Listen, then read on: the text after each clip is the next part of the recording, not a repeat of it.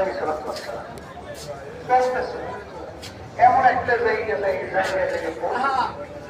জিবরাইল আলাইহিস সালাম আল্লাহ রাসূল সাল্লাল্লাহু আলাইহি ওয়াসাল্লাম এখন আমার সামনে এক পাগল আমি সামনে এক সবাই আমি দুই বসে এখানে সবচেয়ে আল্লাহ সম্মানিত ফেরেশতা জিবরাইল আলাইহিস সালাম এখানে